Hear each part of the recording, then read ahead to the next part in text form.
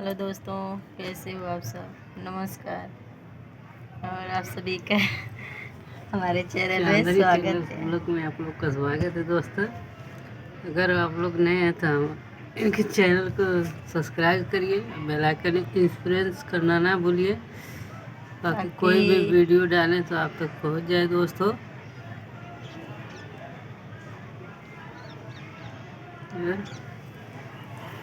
और क्या मुस्कुरा के क्या दोस्तों, हम अपना ब्लॉग लेट डालें इसलिए आज हमारा फ़ोन घर पे नहीं था। आप लोग जानते हैं कि हमारे फ़ोन में कुछ गड़बड़ी हो गई थी ना, तो इसके लिए आज ही ले गए थे इसको दिखाने के लिए।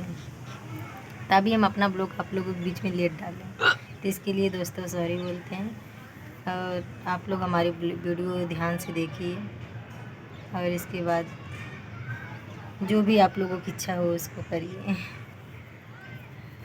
तो जैसे कि हम आप लोगों को बता रहे थे कि हमारी शादी में धोखा हुआ था। तो फ्रेंड, हमारी शादी में ही धोखा हुआ था कि हमारी शादी तो हुई, दुनिया की नज़र में हमारी शादी हुई, पर हम लोगों को कुछ नहीं मिला। इसमें हमारे मायके वालों को भी गलती थी, हमारे ससुराल वालों को। तो फ्रेंड, गाड़ी उड़ी का तो हमारा लफड़ा यही था, हम आप लोगों को कल के ब्लॉग में बताए थे। तो जैसे न तैसे करके हमारी शादी ब्याह हो गया और इसके बाद सुबह में हमारी विदाई की टाइम हुई। तो हमारी विदाई की टाइम हुई तो हम अपने विदाई के टाइम पे, सब लोग कहते हैं ना कि हर लड़की विदाई के टाइम पे अपने मम्मी पापा को रोती है पकड़ के। तो फ्रेंड, मैं वैसी लड़कियां नहीं थी, इसलिए कि मेरे मम्मी पापा मुझे कभी पसंद ही नहीं करते थे। मेरी मम्मी, खास करके मेरी मम्मी मुझे कभी पसंद नहीं करती। तो इसके लिए दोस्तों, हर लड़कियों का सपना होता है कि अपने माँ बाप को गले लगावे रोवे। तो हमारे बीच में 4-5 साल से ऐसा रिलेक्शन था, तो हम कभी अपनी माँ से कोई दर्द बादली बात कुछ भी नहीं बोलते थे, तो रोते भी नहीं था। और मेरा एक जेठ है ना, वो आके मेरे ससुराल में हल्ला करे थे कि ये तो एक ऐसी लड़की है कि इसको तो विदाई के समय पे इसकी आँख से आँस निकली भी नहीं। तो उनको मैं वीडियो देखते होंगे तो शायद उनको ध्यान आएगा ये बात। तो ये बात उनकी सच थी। मेरे आँख से तो आँसू बहुत ज़्यादा निकल रहा था, मुझे बहुत ज़्यादा दुख भी हो रहा था, बहुत ज़्यादा खुशी भी हो रही थी। क्योंकि एक तरफ से दुख हो रहा था कि मुझे बचपन से इतना सारा दुख मिला यहाँ, और खुशी किस बात से मुझे मिल रही थी कि मैं यहाँ से जा रही हूँ, मुझे दलदल से निकल के जा रही हूँ। और मुझे दुख किस चीज़ की हो रहा था कि जो मेरा जेठ यहाँ हल्ला किए थे आके मेरे ससुराल में कि मुझे वो घर में विदाई के समय पे मैंने रोई भी नहीं किसी को, अगर तो उन लोगों को बात से मुझे तकलीफ़ हुई थी। इसलिए तकलीफ़ हुई थी दोस्तों कि वो लोग अपने घर में इनके साथ मुझे इतना सा जगह दे दिए, ठिकाना दे दिए इन्हें, और मेरी माता रानी को ठिकाना नहीं दिया। तो दोस्तों देख सकते हैं हमारे फैमिली सब हम लोग इस समय एक जगह है, देख सकते हैं हमारे अच्छे बच्चे नन्हे मुन्ने हैं फ्रेंड, और हम लोग भी एक साथ हैं। अभी ये लोग खेल के आए और ये ड्यूटी से आए, इसके बाद मैंने बनाया। देखिए ये झूला झूलता है, सावन भर इसी पे झूला झूला। तो अंकल लोग से कुछ बोले नहीं, नमस्ते नमस्ते। तो नमस्ते बोल रहा है। देखिए दोस्तों, तो दोस्तों तो उनको भी दिखा बस अब चुप रहो, मुझे बातें करने दो। तो दोस्तों उनकी बात सच थी कि मैं किसी की रोई नहीं थी। और जाओ उधर खेलो तुम लोग। तो जैसे कि दोस्तों मुझे तकलीफ़ इस बात से थी कि मुझे तो जगह दे दी वो लोग, मेरी माता रानी को नहीं दी, क्योंकि मैं इतनी बड़ी एक माता रानी की मूर्ति रखी थी। मैं उस मूर्ति को अपने साथ लेके अपने ससुराल जाना चाहती थी।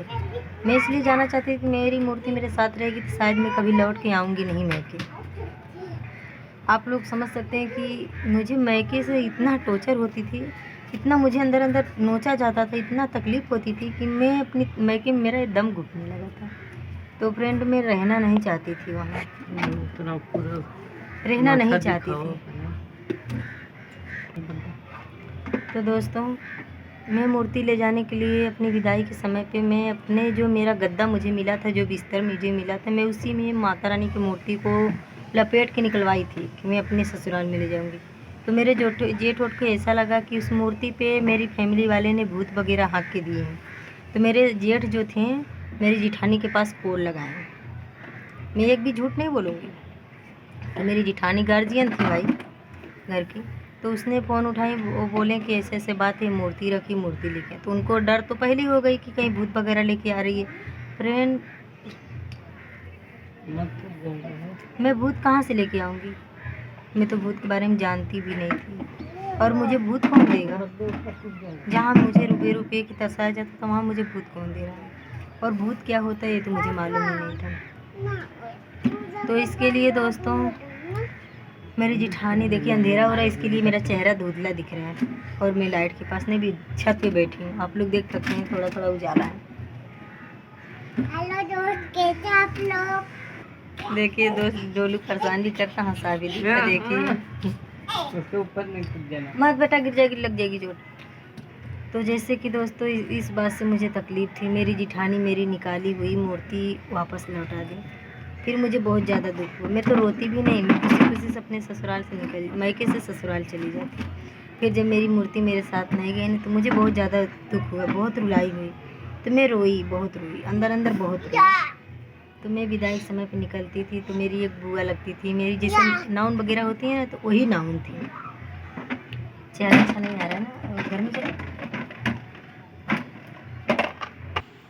तो देखिए दोस्तों, हम लोग छत पे अंधेरा हो गया था, इसके लिए हम लोग अंदर आ गए। उधर घुस जाओ, हाथ में फ़ोन लगेगा तो गिर जाएगा।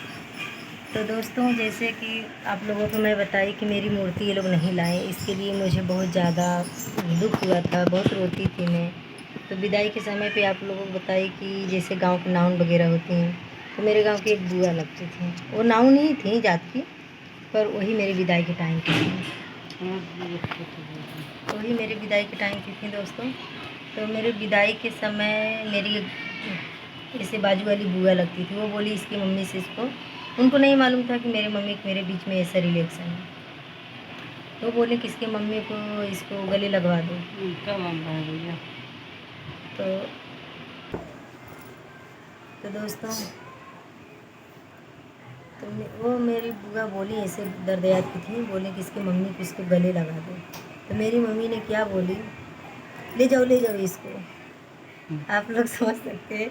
अभी मुझे ऊपर से हंसी आ रही है, अंदर से बहुत दुख होता है कि मेरी मम्मी दिखावा भी नहीं करी कि चलो दुनिया को दिखा दूँ, दुनिया के दिखा दूँ कि कम से कम हाँ इसकी विदाई हो गई है, तो जा ही रही है, क्या मालूम आएगी कि नहीं आएगी।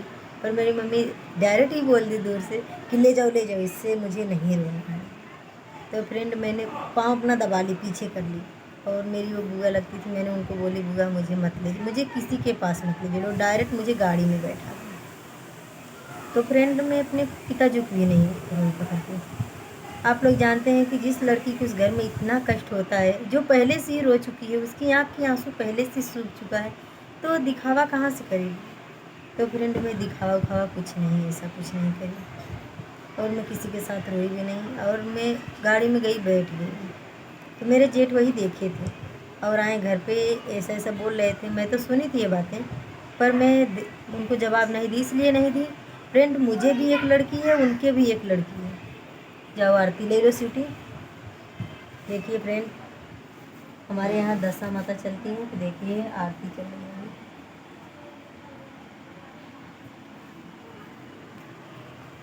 फ्रेंड, मैं आरती नहीं लेती हूँ, पर इस टाइम में तबीयत खराब है, थोड़ा तो नहीं ले रही हूँ, आप लोग समझ सकते हैं।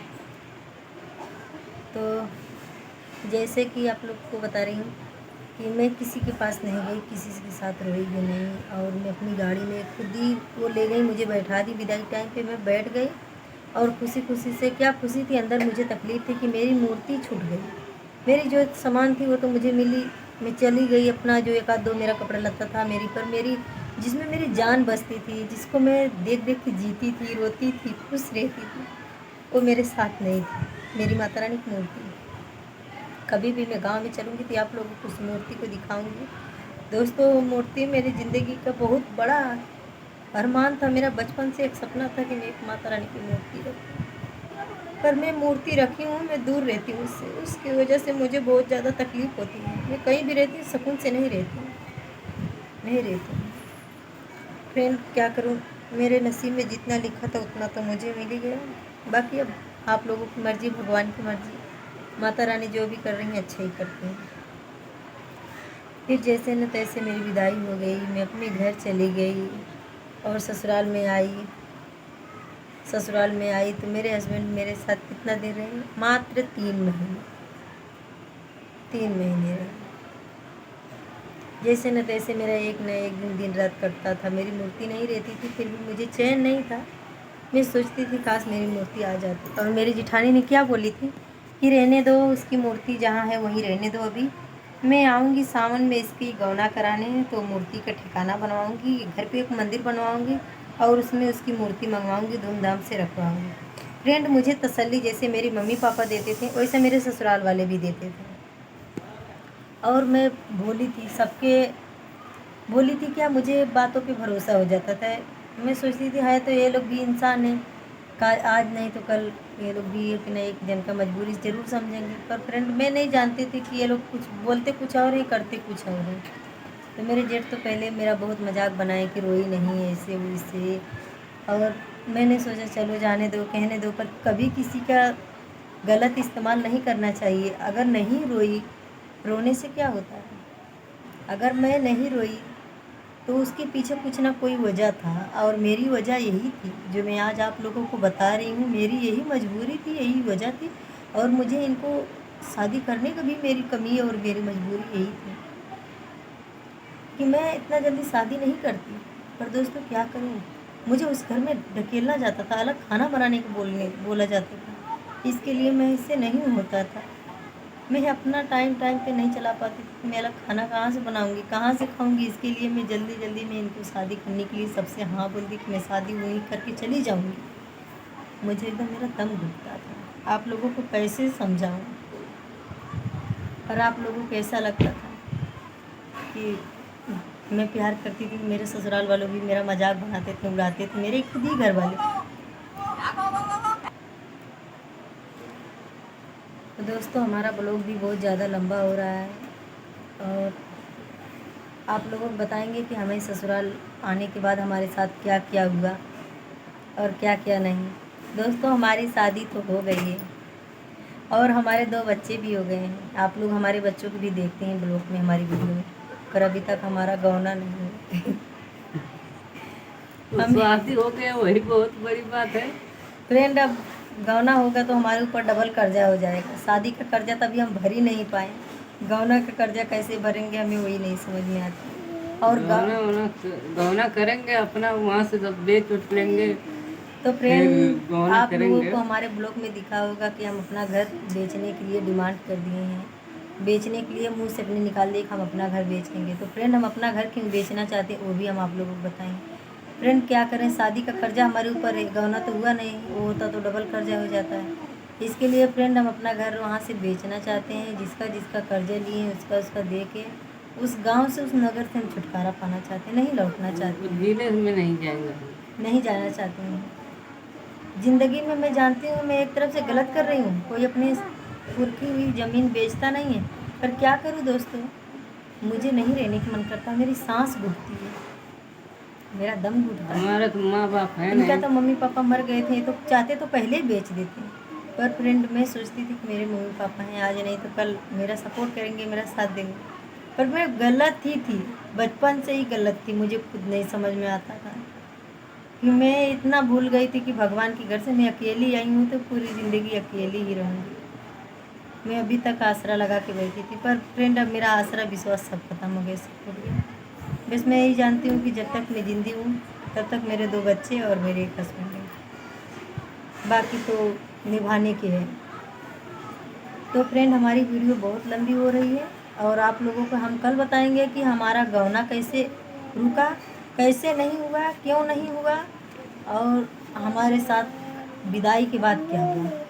इसके लिए आप सब बने रहिए हमारे वीडियो में, हमारे ब्लॉग में, हमारे स्थिति जानने के लिए, देखने के लिए। तो हमारे वीडियो को लाइक करना, कमेंट करना, सब्सक्राइब करना नहीं भूलना दोस्तों। सब्सक्राइब जरूर करिए दोस्तों, और बेल आइकन प्रेस कर लीजिए, क्योंकि आगे देखिए जो वीडियो डालें आप तक जाए फ्रेंड। आगे देखिए कि फ्रेंड, हम अपने ससुराल में 3 महीने के बाद हमारी गौना कहाँ करा के गई, हमें गौना नहीं हुआ। फ्रेंड, हमें गौना की तसल्ली दिला के कहाँ बुलाया गया, वो भी आप लोग देखने के लिए बने रहिए। तब तक के लिए खाइए पिए स्वस्थ रहिए और जो मस्त माँ रहिए। बाप जो माँ बाप कर देते हैं दोस्तों, वो कोई नहीं करता है, और करते भी होंगे, लेकिन हमारा तो शायद नसीब में नहीं था। नहीं था हमारे नसीब में, हमारे नसीब में फ्रेंड नहीं था। इसके लिए हमारा गौना वोना गाँव के आप लोग देखेंगे गौना वोना के कि बेगर ही 2 बच्चे हो गए, बहुत फ्रेंड देखेंगे कि हमारा गौना कैसे हुआ। और गौना करके हम लोग झारखंड बुला लिए और इनको अहमदाबाद में छोड़ दिए। इसके लिए आप लोग हमारे वीडियो में बने रहे। दुख भी अंदर से होता है, अंदर आत्मा रोती है, ऊपर से चेहरा हंसता है। तो आप लोग देखिए कि आगे हमारे आगे क्या क्या हुआ है। तब तक के लिए बाय बाय दोस्तों।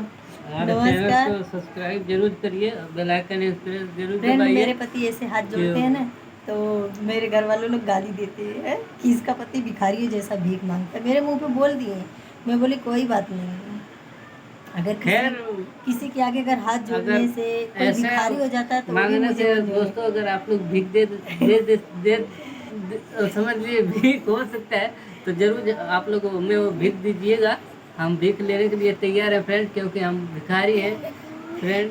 अब इनके भैया भाभी खुद बोलते हैं भिखारी है, ऐसा करके हाथ हमारे जोड़ के भैया भीख। भाभी बहुत बड़े बड़े राजा हैं दोस्तों, तो मैं आप ही लोग एक राजा भिखारी हूँ। हूँ। तो दोस्तों, हमको भीख देना जरूर है आप लोग, और हमारे चांदनी जी को बहुत ज़्यादा प्यार और दुलार देना फ्रेंड। बाय दोस्तों। जय माता जी।